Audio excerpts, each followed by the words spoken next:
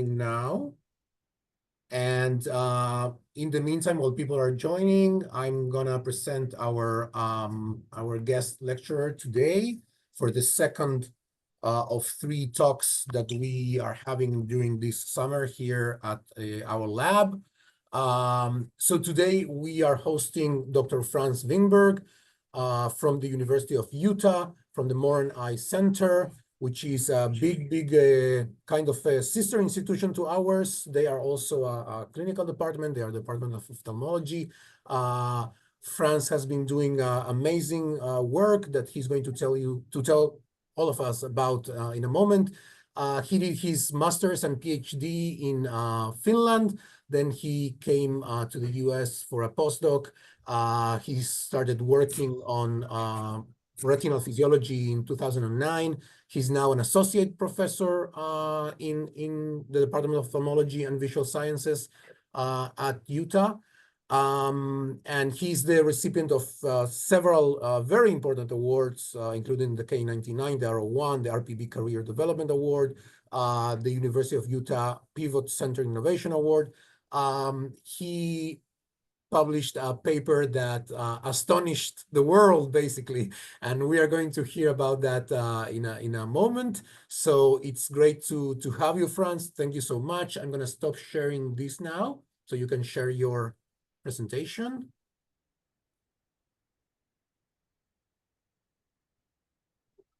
Yeah. Okay, you can see my. Okay, I'm trying to start the. Yep. Everything looks. Yep. Nice. Okay, good.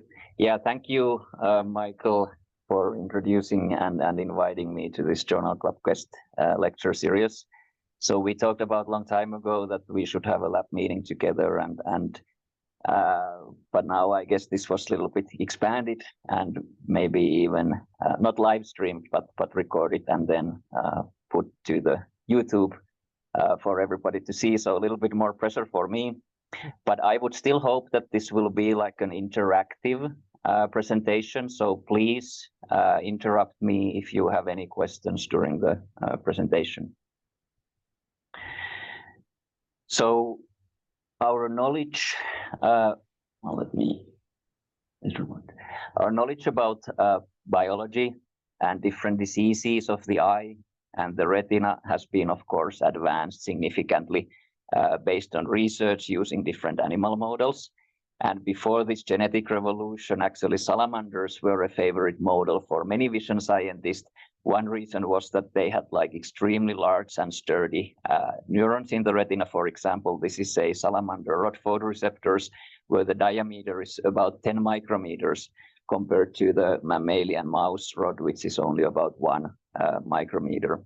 And later, xenobus, zebrafish, became popular owing to development of different transgenic techniques in these animals. And of course, mice have now become a model of choice for many of us. This mouse revolution began perhaps around 1980s when the first mouse knockout model was introduced actually by Dr. Mario Capecci, Nobel Prize winner from our university.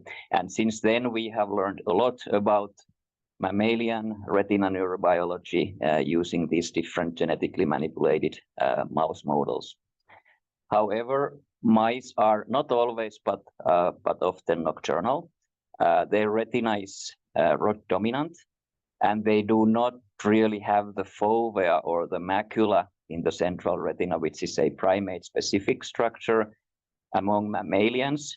Interestingly, some of the fish or birds actually also can have the fovea. And this fovea and macula is important for our high acuity daytime vision and also often affected in some vision disorders such as AMD. I think I lost my lighting because of this.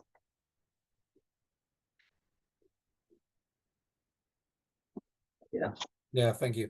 Sorry about that, because I have this light, which if I'm stable too long, it turns off. So,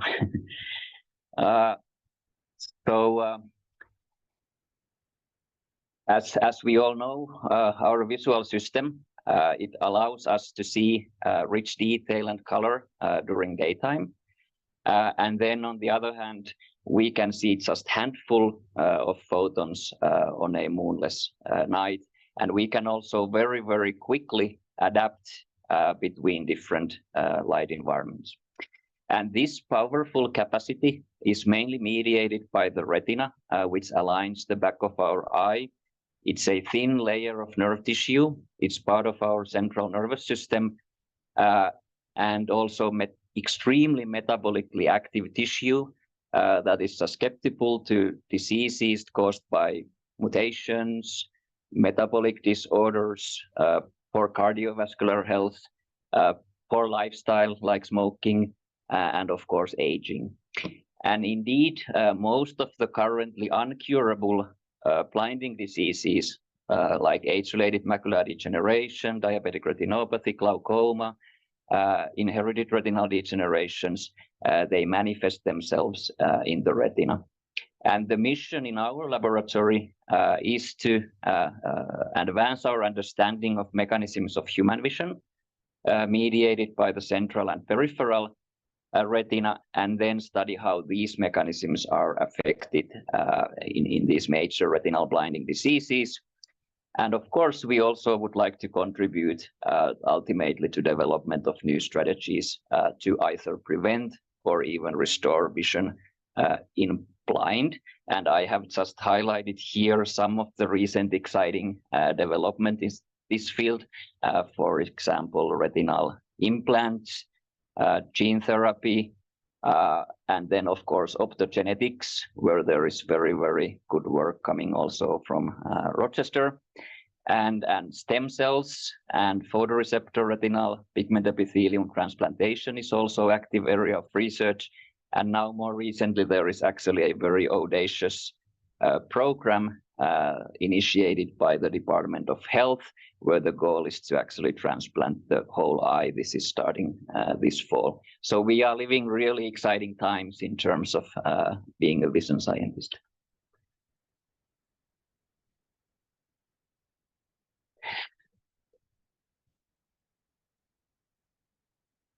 Yeah, sorry about, seems to be a little bit slow. So I don't need to preach for this audience.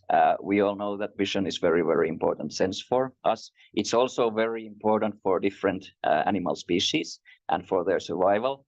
So it has adapted during the evolution to different environments. And this is, of course, interesting and to understand biology, ecology, evolution of vision. However, it's also important that we can translate these findings and also understand how we humans can see and how these diseases that are caused by these mutations, poor lifestyle, aging can lead to low vision or blindness in human patients.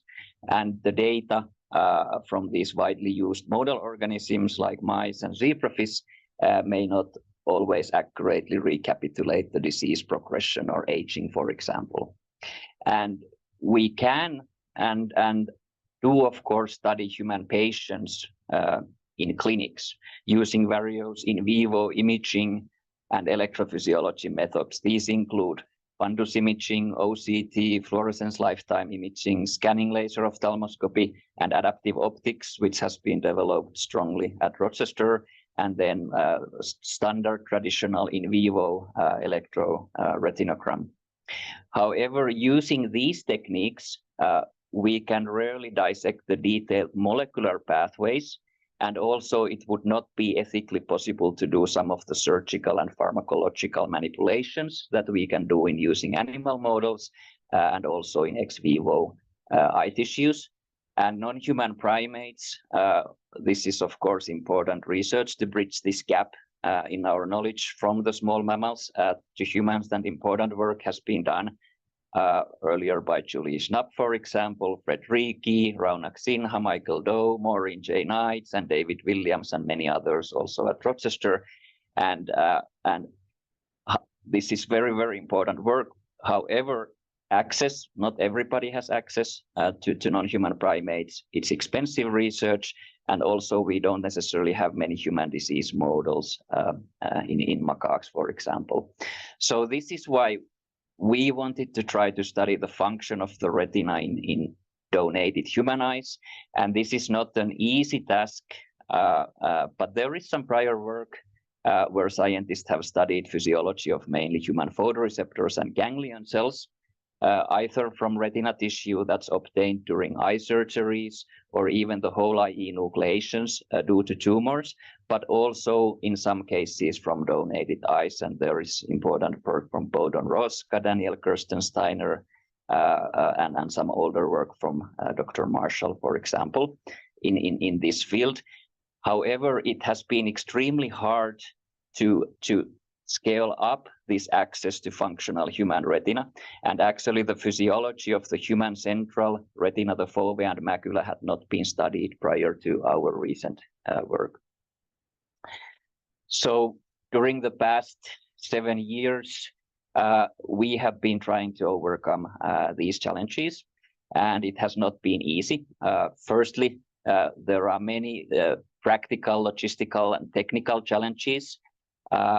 These eyes are not available everywhere, so we had to travel across the United States, building these setups in remote locations, sometimes in a day or two, and then being on call 24/7, because these eyes also, they don't really become available when you want them to come, and most often it's in the middle of the night, unfortunately.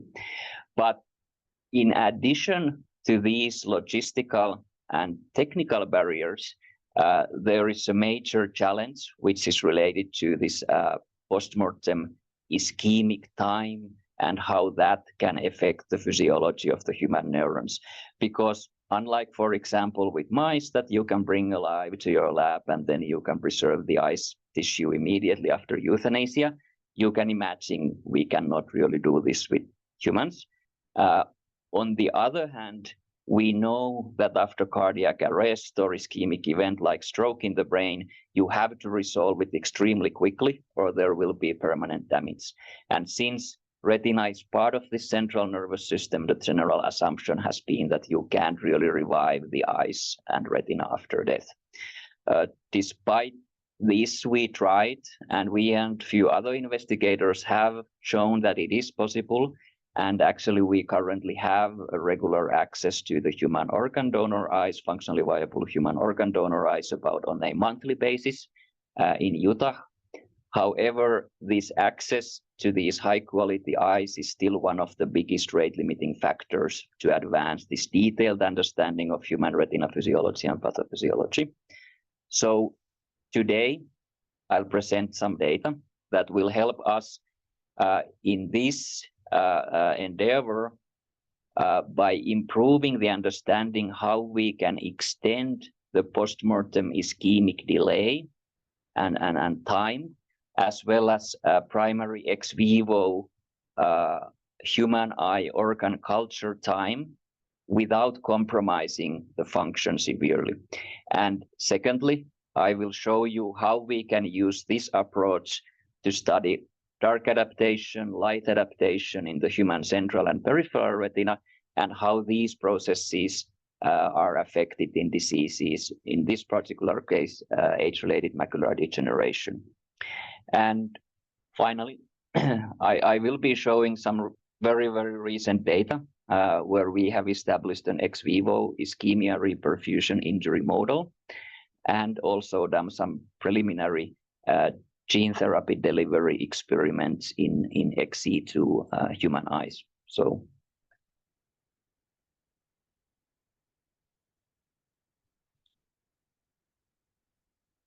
okay, so to achieve these goals, we have established a unique program together with Utah Lions Eye Bank, organ procurement organization Donor Connect, Moran Eye Center, and our laboratory to recover human eyes during organ donor surgeries in the Salt Lake City area, and also transporting these eyes while reviving and preserving their light responses. And this is something we published 2 years ago, so I'm not going too much into the detail, but you can go to read this paper if you are interested. We have developed some new technology on how we process these eyes. So typically we can get either the whole globes if the cornea was not eligible for transplantation, but if the cornea was eligible for transplantation, we will get these eyes without the cornea. In any way, when we get the eyes to the laboratory, first thing we do is typically that we remove the cornea, lens, and most of the vitreous. We place this posterior human eye into this custom platform where we can really finely tilt, translate, rotate the eye to facilitate OCT fundus imaging. And then we have re-engineered the clinical OCT fundus, turned it 90 degrees so that we can use it as a microscope. And all of this imaging is done with infrared light so that we can preserve the light sensitivity of the eyes. We can also find some regions of interest like fovea, some diseased area from this eye, and then we can very precisely punch that area in complete darkness under infrared illumination.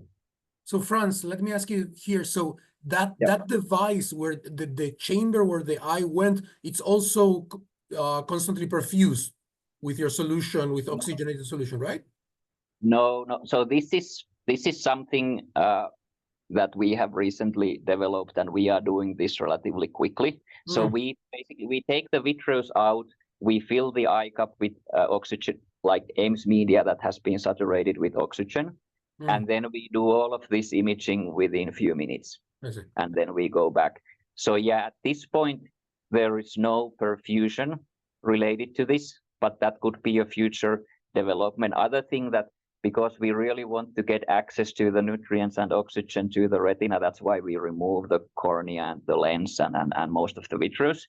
Of course, in the future, and we have projects ongoing, future plans to basically reperfuse the eye.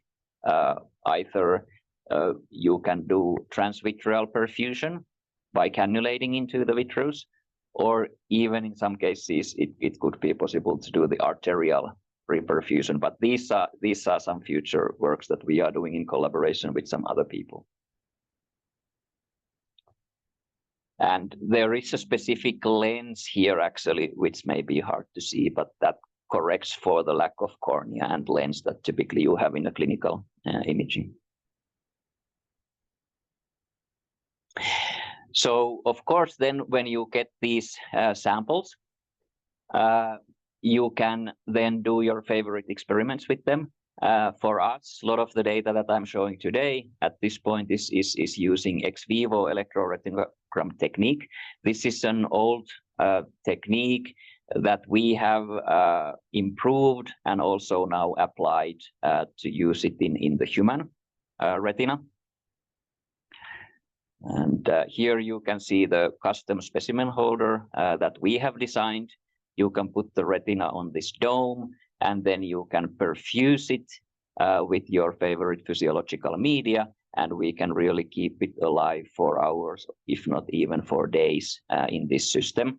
And we can measure the voltage across the retina, and this will change when we stimulate with light. And in this way, if we have functionally viable retina, whether it's from mouse, zebrafish, or in human, we can see nice A waves and B waves that you may be familiar from a traditional in vivo ERG.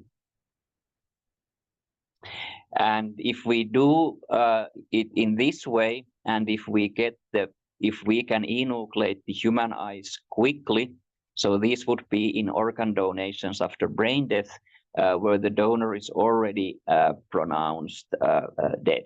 So then after the life support is withdrawn, this I will call cross clamp. So after the cross clamp, we can typically enucleate the eyes within about 20 minutes. And if we do this, we showed that then if we do the ex vivo ERG experiment, we can record both A waves and B waves. And now if we add TLAP4, which is a blocker of the mGluR6 receptors, which is expressed in on bipolar cells in the retina, we can block signal transmission from photoreceptors to the on bipolar cells. and isolate the photoreceptor light responses. And here, this is from a peripheral human sample. I couldn't tell this apart from the mouse retina, what we record on everyday basis from the mouse retina. But then if we go to the central retina, we see something different. So here you can see from the human central retina, light responses, they are much faster here. We have some positive wave here also that we can remove with TLAP4 to isolate the photoreceptor responses in the human central retina. And here we can see this larger fast component, presumably mostly from the cone photoreceptors, because we have now more cones in the central retina, and then a slower rod, smaller rod component, which is these slower responses shown here. So, however, we also tried to do these from research donations, where we have typically about 3 to 5 hour delay from death to enucleation. And in these cases, perhaps somewhat surprisingly, we were also able to record light responses. For example, here you can see light responses from a 90-year-old donor. We had 3-hour postmortem enucleation delay. However, what you might see here is that we can only see the A wave, so we can't really see the B wave. And also the A wave amplitudes are decreasing with increasing enucleation delay. So this was interesting, exciting, but on the other hand, also kind of puzzling that why do we lose the B wave and why that is sensitive to this postmortem ischemic injury. We looked into this a little bit using mouse as a model. So I'm not showing the data here, but basically what we have done here is that we have exposed mouse retina either to low oxygen hypoxia or to low pH. And in both cases, if you expose the retina to low oxygen below 2%, you will lose the B wave within a few minutes.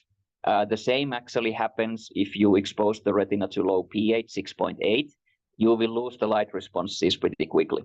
However, whether this loss is reversible or irreversible is something that we studied here. So here we have exposed the mouse eye 15 minutes to hypoxia and then restored the oxygen.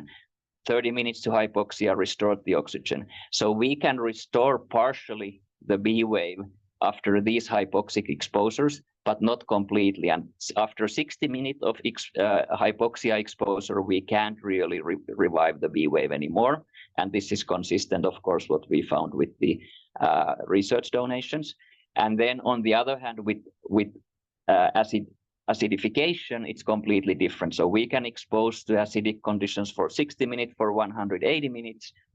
And then if we restore the normal pH, we can restore normal responses. So it really seems that this postmortem hypoxia is our main enemy. And this also actually inspired us to do a ischemia reperfusion model, which is based on the hypoxia exposure ex vivo, and I will show that later in this presentation. So as I showed above, we were able to recover the B wave when we enucleated the eyes within the first about half an hour after a cross clamp. However, in some cases, specifically from donations after cardiac death, we can recover the eyes typically not faster than about 1 hour after the cross clamp. And having access to these eyes would approximately double our access to the functionally viable human eyes, but we don't really know if the retinas from these eyes are functionally viable. And indeed, here you can see 3 different donors where we have had about 1 hour postmortem enucleation delay. If we take samples from these eyes within few hours after the enucleation, we can record some light responses, but we can only see the A wave, and even the A wave is not that good. However, if we now take these same eye cups and we incubate them in oxygenated AIMS while keeping the retina and retinal pigment epithelium attached overnight, come back next morning, take the punch, and put these retinas to the ex vivo specimen holder, and long and behold, we can actually now revive the B wave in these. So there seems to be some reversal of this initial ischemic injury as long as it was within that 1 hour that we were able to then reverse. And this slow healing process is interesting and something that we are now studying the mechanism for that. So here you can see the statistics for these experiments. And now we, of course, also started to think about whether we can revive the B wave in these research donations where we have a longer postmortem enucleation delay. And indeed, in some of the cases, not every time, but in about 50% of the cases, we can restore at least some of the B wave. So there is, of course, some limit for this, but very, very interesting work, and kind of expanding our access to these functionally viable human eyes. And one point here, we don't understand exactly the mechanisms for this, but one important point that some of you may have already known is that you need to keep the neural retina and retinal pigment epithelium together for this to work, because if we incubate just neural retina, we actually lose the light responses under these conditions within 24 hours. Although this is not the case for the perfused retina. So yeah, I was going to ask you exactly about that. What's going on with the supply of vitamin A and retinoids by the RPE? For example, does your Ames media contain also vitamin A or any precursor for retinaldehyde, for the chromophore of photoreceptors, of course? So we keep everything in darkness. So that wouldn't explain this. But well, yeah, we don't, in these experiments, we do not have, at least in significant amounts, vitamin A in Ames. If somebody knows better the content of Ames, can correct. But yeah, we don't have any significant amount of vitamin A, or for sure we don't have 11-cis retinal or 9-cis retinal in this incubation. I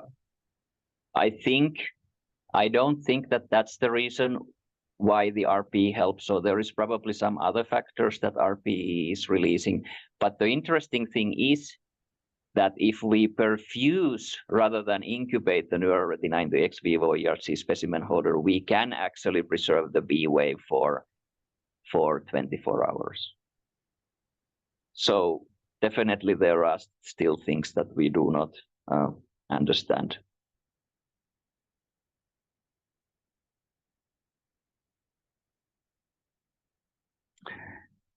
And another question, of course, is that how long we can now then maintain these in vivo like light responses, and what would be the good conditions for that. We have started to do this work, and we have now this sensitive biomarker for inner retina function that we are using here, which is the ex vivo ERG B wave.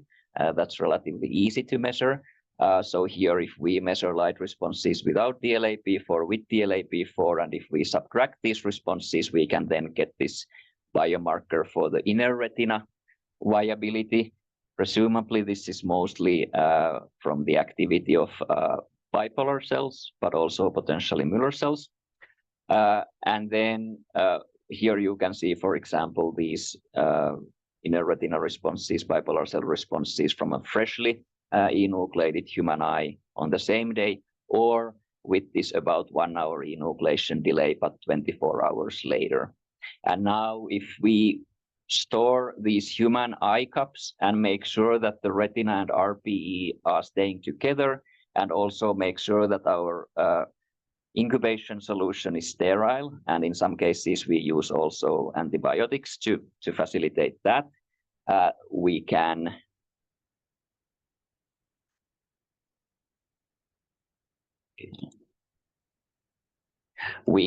then see this data.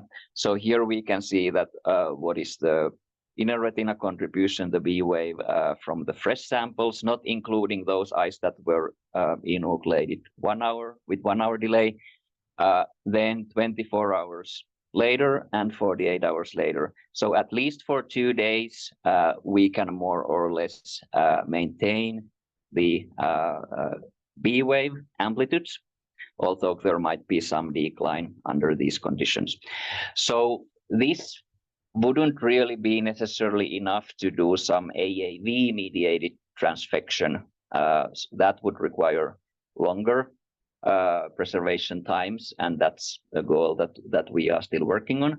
But this could already be enough for lipid nanoparticle, engineered virus-like particle-mediated transfection of the cells in the retina or retinal pigment epithelium, for example.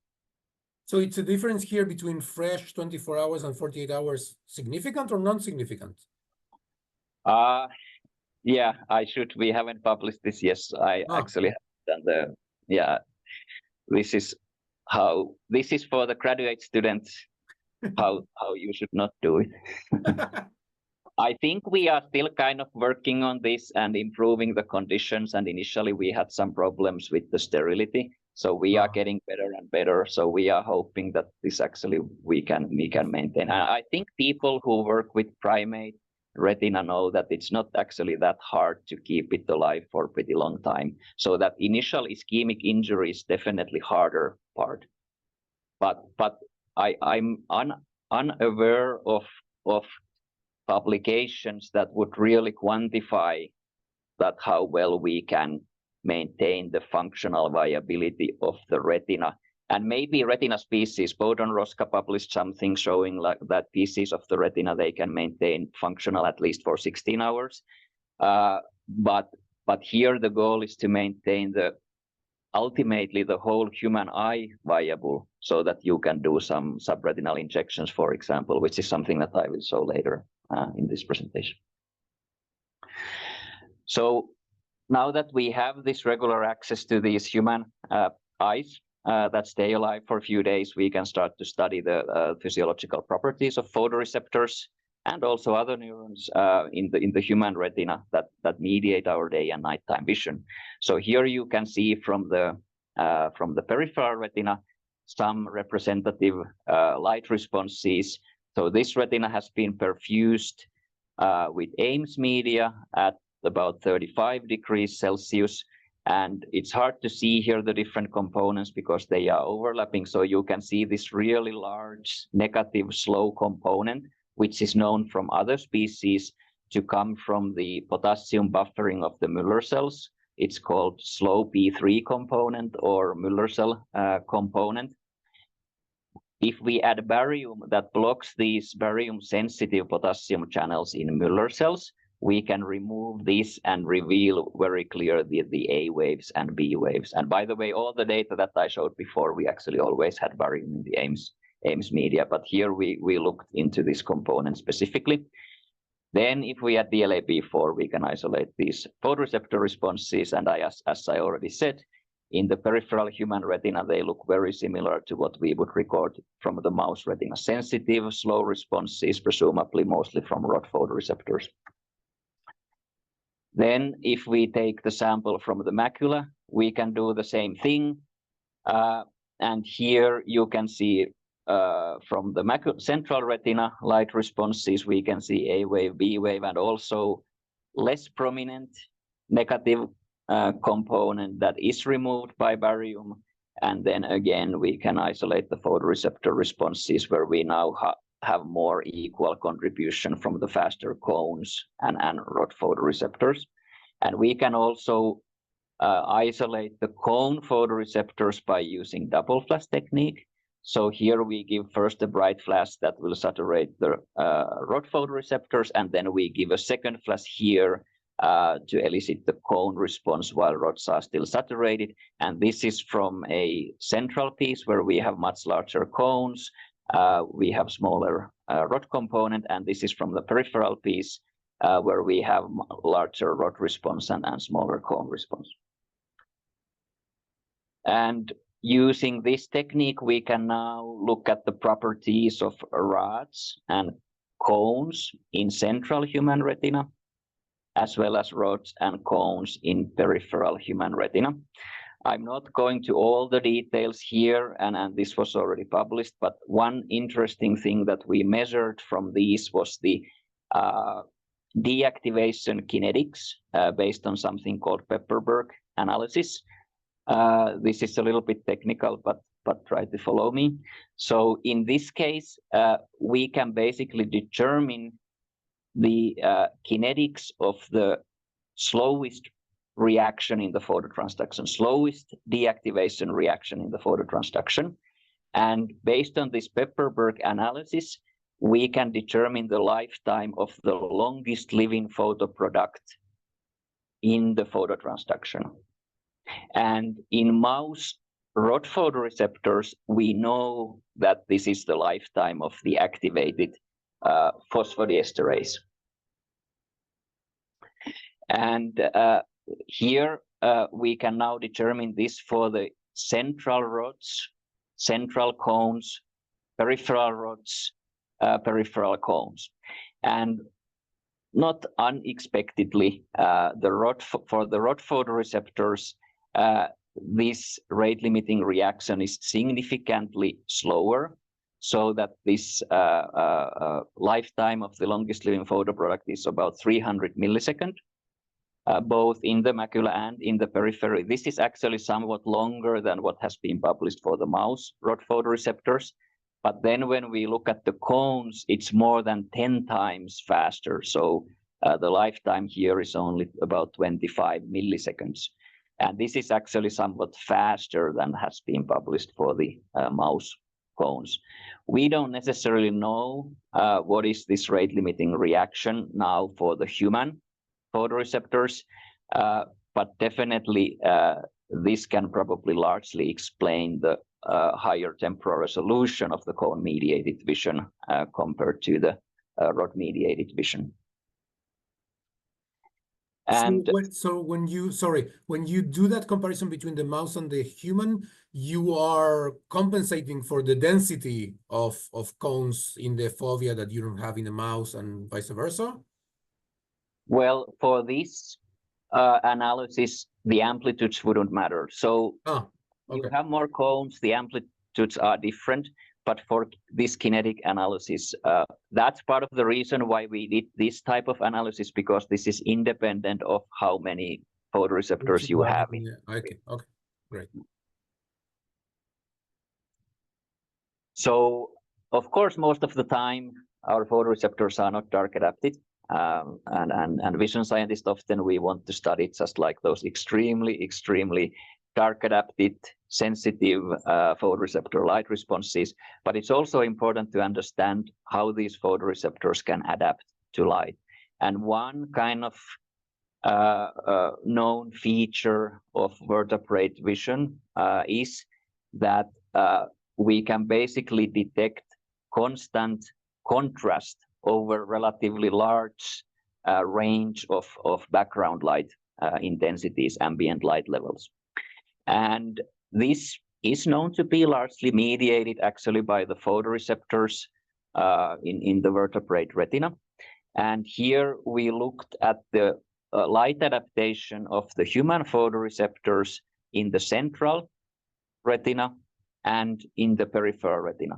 So what we do here is that we expose the retina to different background light intensities, shown here on the x-axis, and then we determine the sensitivity of the photoreceptors using flashes of light. And it's normalized to the dark adapted sensitivity of these species. So now, if we, for example, look at the light flash responses during this background light intensity here, we can see that they look pretty slow, specifically for the peripheral samples and single phasic responses. So we are presuming that these are probably here coming from the rod photoreceptors at this background light intensity, which is about 1,000 photons per square micrometers per second. Same is true for the macula, although flash responses here look actually a little bit faster. And until this point, it follows this Weber-Fechner function, indicating that here the rods alone can basically maintain this contrast, Weber contrast. However, there is a breakpoint here. And now if we look at the responses after, at here about 3,000 photons per square micrometer per second, this is green light, we can see that the responses are biphasic. So probably here we have contribution from both rods and cones. We have determined the sensitivity here based on this faster response. And then if we look here further to the brighter light, we can again start to see single phasic responses. And presumably these are fast cone responses here. And in this range, all the way up to this more than 1 million photons per square micrometer per second, again, it follows this Weber-Fechner function, indicating that, again, these cones alone here can maintain this contrast, Weber contrast. So this is, of course, kind of the traditional duplex vertebrate retina, but now we measured it for the human peripheral and human central retina. Somewhat interestingly here, we can see that the central retina can maintain higher sensitivity compared to the dark adapted sensitivity across these different background light intensities here. And to further try to understand the mechanisms for this light adaptation, we tried to do some smart light stimulus protocols where we could determine how these different phototransduction mechanisms might be affected by background light. So here we have determined this rate limiting time constant in darkness and in background light for the rod photoreceptors, both in the peripheral retina and in the central retina. And here you can see that if we measure this slope, which tells us the kinetics of the rate limiting reaction, the slower deactivation reaction, we don't really see a significant difference.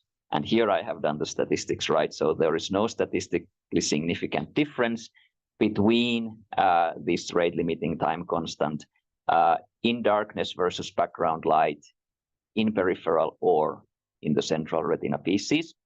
Of course, this might have sounded like a good place for you to adjust the sensitivity based on background light, but this is actually not that surprising because we know that also for the mouse rod photoreceptors, their rate limiting time constant, which is the lifetime of the activated phosphodiesterase, is actually not modulated by background light. So this is consistent what we already knew from mouse experiments. What about the faster deactivation reaction, which in mouse rods we know is the deactivation of the activated rhodopsin, the visual pigment? So it is actually possible to measure how much this lifetime of the activated rhodopsin is shortened by background light by using this so-called step flash paradigm. So in this paradigm, we give steps of lights of increasing intensity, and then we turn off the light step, and then at the same time give a flash of light of constant intensity that will saturate the rods. And this is a little bit small here, but hopefully you can see that there is a clear acceleration of these flash responses with increasing step light intensity. And it's quantified here. This shows how much the saturation time changes as a function of background light intensity. And then there is actually a linear range here where you can determine how much per tenfold or e-fold change of the background intensity we can shorten this activated rhodopsin lifetime. And doing this analysis, we find that we can actually significantly shorten the lifetime of activated rhodopsin if we assume that that's the faster reaction in the human rods also by about at least 50%. And then if we quantify and compare humans to the mouse rods, we can see that there is very, very similar magnitude of modulation of this lifetime in humans and in mouse rods. And these experiments we haven't done yet in the human central retina. So this is all in the human peripheral retina. And again, kind of emphasizing the fact that human peripheral retina is very, very similar to the mouse retina.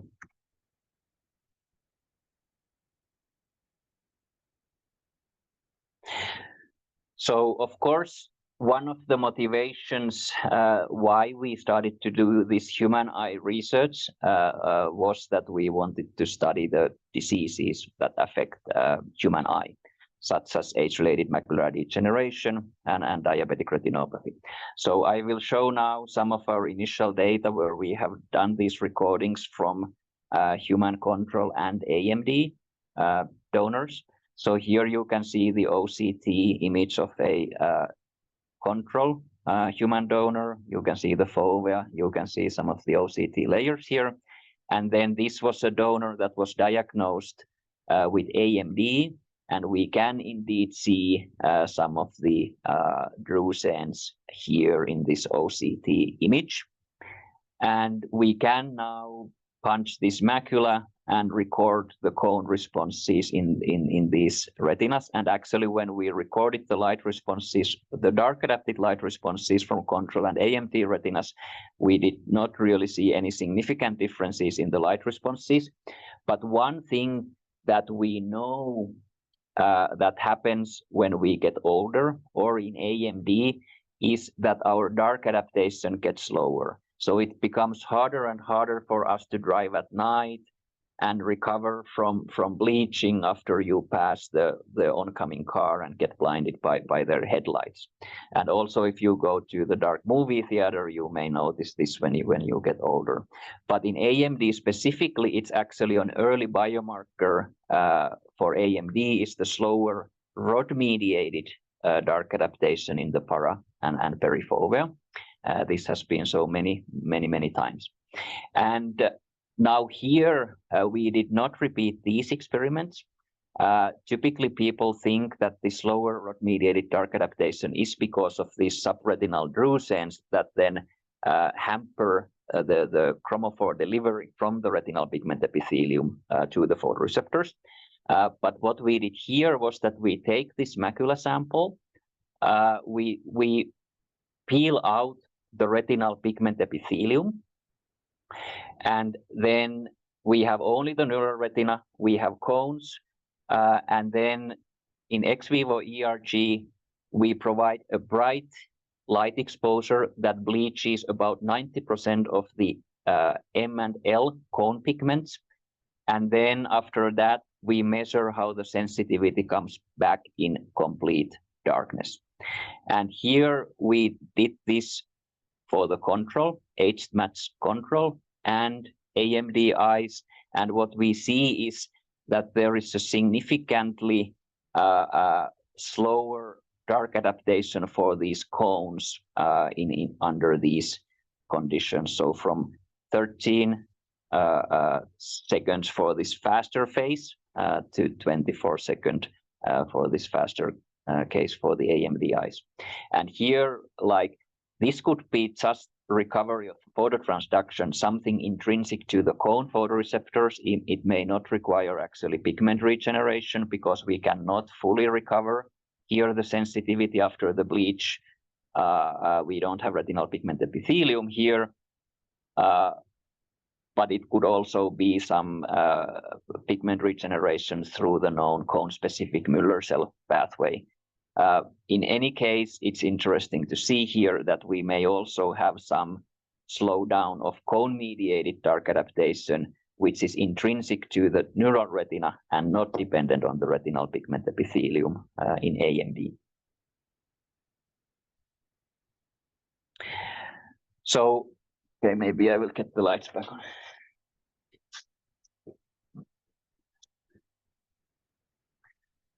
So, Michael, when you put this recording to YouTube, can you remove this? Can it be edited? I can't promise anything. Okay. So anyway, so we were inspired when we cut these postmortem eyes and when we were able to record some light responses, reverse this ischemic injury after this overnight incubation, and specifically because we noticed that it was this hypoxia that was causing this seemingly irreversible functional injury in the retina. And based on this, we thought that this might be actually quite nice platform then to more quantitatively try to understand this ischemia reperfusion injury at the functional level. So now we are doing these types of experiments, and this is actually in mice, where we take the mouse eye cup, we bubble it with 95% nitrogen, 5% CO2, and then in this case, we would have nominal 0% oxygen, so very, very hypoxic conditions for the retina. And we do this hypoxic exposure for 1 hour or for 3 hours, and then we take the retina and measure the light responses. And if we do this, here you can see the data. So if we have 1 hour hypoxia, and then we record right away the A wave, the photoreceptor responses, they are significantly reduced. 3 hour hypoxia actually doesn't reduce the photoreceptor responses that much more. And now if we incubate these eye cups overnight with retinal pigment epithelium still attached, we can reverse the injury after this 1 hour hypoxia, but we cannot really reverse that injury anymore after the 3 hours of hypoxia. And then this is for the inner retina component, the bipolar cell component, or the ERG B wave component. If we do 1 hour hypoxia, we have a reduction. If we do 3 hour hypoxia, we basically lose the B waves altogether. Now, if we do the overnight incubation, then we can restore pretty well after the 1 hour hypoxia, and to some extent after 3 hour hypoxia, but definitely not even close to the control level. So this kind of gives us this baseline data where we can then try different drugs, for example, that might help either with the hypoxia or with the reperfusion injury, and this is ongoing work in our laboratory. And to make this drug screening more efficient, we have also developed in collaboration with Ari Koskelainen, Sama Said from Finland, a closed perfusion system where we can perfuse just about 100-150 milliliters of solution recirculated, so that we can have very small amount of drug, and we can still do these experiments. And then we can combine this small volume closed perfusion system with multi-channel ex vivo ERG specimen holder to really start to screen the effects of some drugs. And as the first experiment that we have done with the human retina is just to show that we can keep their photoreceptor responses alive at least for 12 hours in this closed perfusion system. And then I'm very close to the end so that we have some time for the discussion. These are also very recent experiments where we have done either we have incubated human RPE choroid samples with engineered virus-like particles that can be used to deliver, for example, gene editors like base editors, but prime editors to the retinal pigment epithelium cells. So either we have incubated these RPE choroid flat mounts in these EVLPs that have M-cherry, or we have done subretinal injection either in pig or in human, and then in the eye cup. And then after the subretinal injection of these EVLPs, we have incubated that eye cup for 24 hours and then used our OCT system to punch that injected area and then In both cases here, we believe that we can see actually a delivery of these EVLPs to the RPE cells. Doesn't look so clear maybe here, but we believe this is true. But this is an ongoing, interesting work where we could basically do gene editing in XC to human eyes preclinically. And this is something very, very exciting for the future. So to conclude, I showed that the photoreceptor bipolar cell communication we can revive if these human eyes are enucleated up to about 1 hour after cross-clamp if we do this overnight incubation of the eye cups. Also, we can maintain this photoreceptor bipolar cell communication for at least up to 48 hours. We found that the central rods and cones can maintain higher sensitivity and in background light as compared to the peripheral photoreceptors. And we found that this rate-limiting phototransduction deactivation reaction is at least 10 times faster in cones in both central and peripheral human cones compared to the central or peripheral human rod photoreceptors. In contrast, and this reaction is only modestly modulated by background light in the macular and peripheral human rods. In contrast, this faster deactivation reaction is significantly speeded up by background light, similar to that in mouse rods. We showed that retinal pigment epithelium independent cone dark adaptation after bright bleaches slows down in macula from AMD patients. And then I showed you a platform where we can use XC2 human eyes or ex vivo human retinas for testing drug or gene therapies. And in future, some work that we are working on currently is to do single cell recordings from the human retina from fovea, and then with different eccentricities from the central human retina. We could study thermal noise, we could study light signal transmission, a lot of things that we can do these functionally viable human eyes. We are interested about mechanisms and reversal of ischemic brain injury using this human retina as a model for that. And then we are interested about long-term central nervous system tissue preservation, and in the future even maybe transplantation. And then, of course, we can use this system to study how these different mechanisms are affected in age-related metabolic diseases. And we are also developing a drug and gene therapy testing platform in these living human, light-responsive human eyes. And before I conclude, I really want to thank the people who have done the work.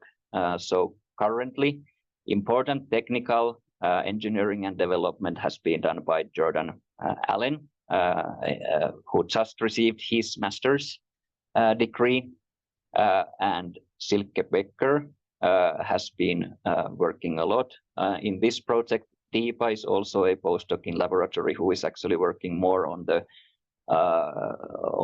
retinal plasticity project. That's also interesting, I know, to Michael. And then 2 graduate students, Zia and Lee. Zia has been working on this ischemia reperfusion project, and Lee has been working on this gene therapy project, and is also working on this retinal plasticity project. We have here some previous lab members, Fatima Abbas, Win, and some undergrad students who have also been important for our laboratory. I want to thank funding sources, NIH, NEI, Research to Prevent Blindness, Diabetes Research Connection, and International Retinal Research Foundation. Our collaboration with Utah Lions Eye Bank and Donor Connect has been critical for this work. And of course, I want to thank donors and their families for their precious gift. And without that, this work would not be possible. And also we have collaborated previously with Dr. Ann Hanneken in San Diego. So, thank you. Thank you. Thank you so much, Frans, for this wonderful talk. I asked a lot during the talk, so I'm gonna leave the floor open for more questions.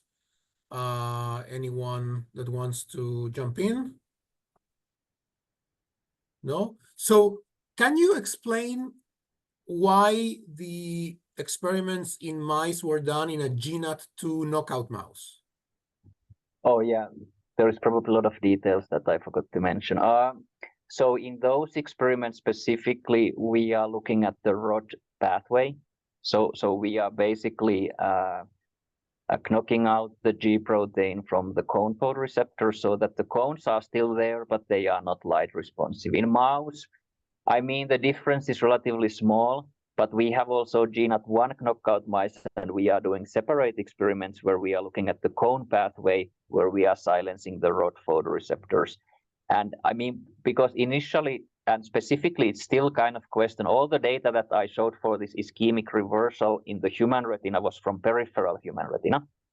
And in the macula, we are still working on that. So we are actually not sure if we can, macula may be more sensitive to this ischemic injury, and it actually may not be possible without some tricks to revive the central retina after 1 hour ischemic injury. Whether that's related to the cone rod difference or some other difference in the function and structure and molecular properties between the central and peripheral human retina, we don't know, but that's kind of one way to try to separate these two things. Right. So people in my lab are used to mutations that just kill everything, but these are mutations that just make either the rods or the cones unfunctional, but they are still there. And yeah, so that's actually, I think people were pretty lucky initially when they did some of these phototransduction knockouts, and almost every time the cells didn't die, and they were able to do beautiful physiology like recovery knockout, GCAPS knockouts, and everything. But I think now more and more when you do the mutations, often it also leads to degeneration. But luckily with this GNAT1, GNAT2, I think there is could be like very modest degeneration when you go to the older age, but mostly they are stable and still there, but just not functional. Right.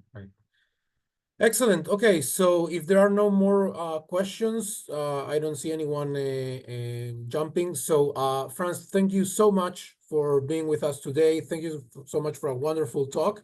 And we will be posting this to YouTube and distributing the link so people can watch it again. And of course, we'll be very happy to keep going and talking to you about the interest that we share and see where that leads us.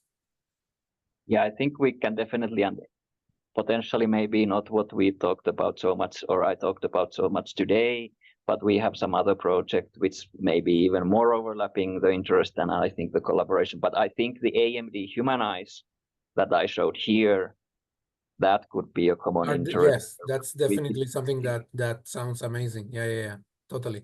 Okay, thank you so much, and thank you everybody for joining. Thank you. Bye.